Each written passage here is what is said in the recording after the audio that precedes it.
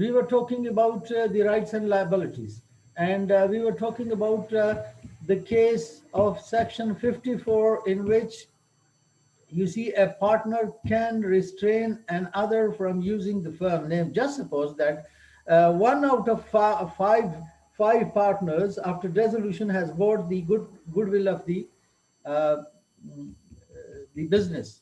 So he can ask others not to use that name, you see, absolutely. But they can also agree with each other that they would not have a similar business, but you see, the restrictions must be reasonable. If they say that you will never have the bakery business all over Pakistan during entire your life, that's nonsense, that's void. You see, if it is you see within a specified period, or within either for 1 year or for within Islamabad, if these restrictions are reasonable, well and good, it would not be covered by Section 27 of the Contract Act. The next is sale, sale of goodwill after dissolution. As I told you, that goodwill of a business is of a partnership is one of the assets, and it can be sold. If it is sold, you see, what would be the rights?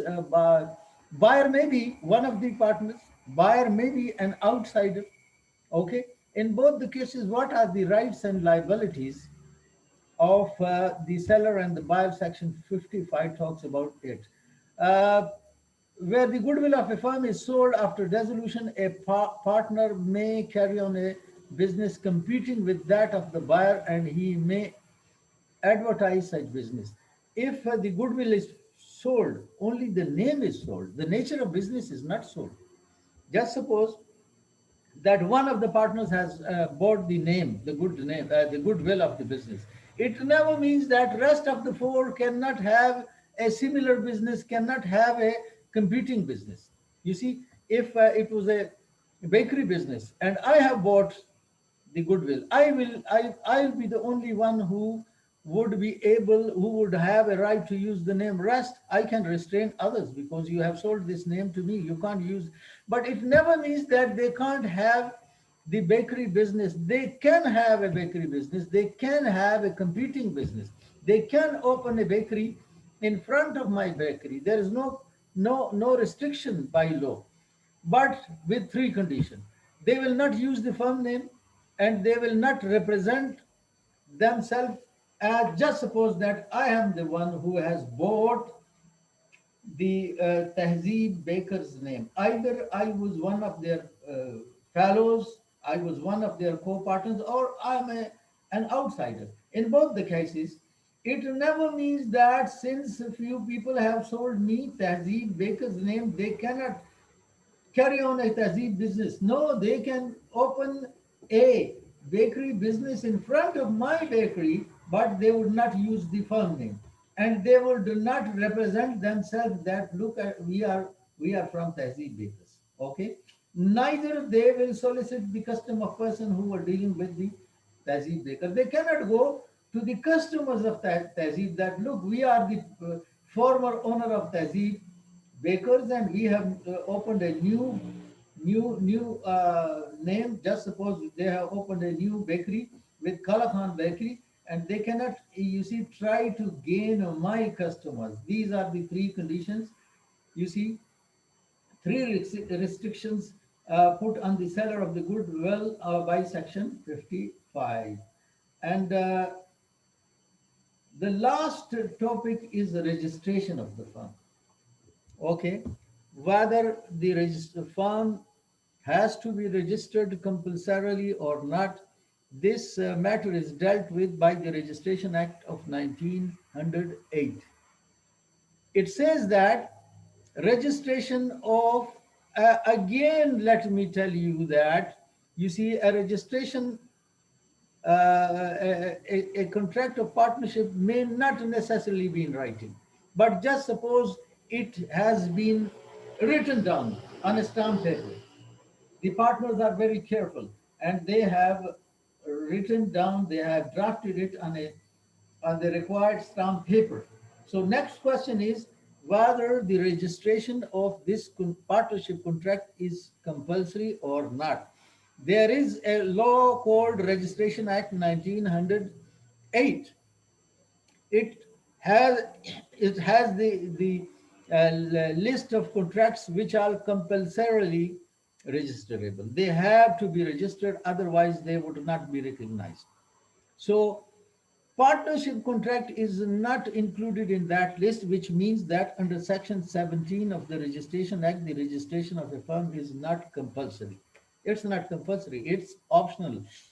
Section 18, you see, deals with the cases in which registration is optional and partnership is included in that.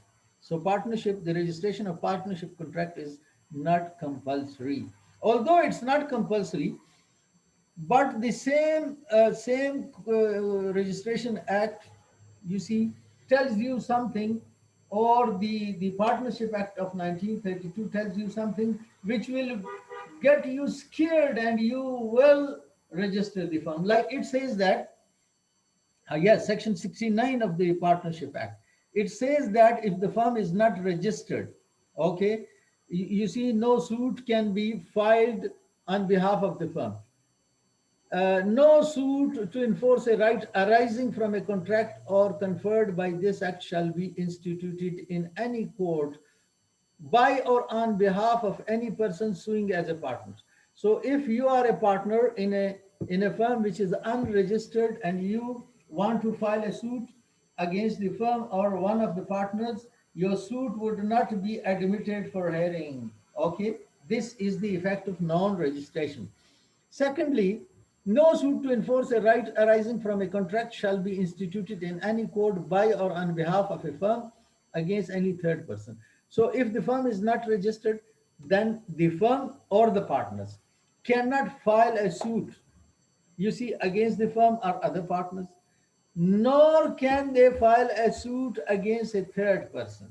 If the company has got some dispute, if the firm has got some dispute from an with an outsider, just suppose that the company has sold something, you see, under the partnership contract, it cannot file a suit for recovery of the amount which they have paid to him. So then, what's the use? It means that a firm business must be got registered. Otherwise, if the business is not registered, then you see, the partners or the firm would not be able neither to file a suit against the firm or partners nor against a third person.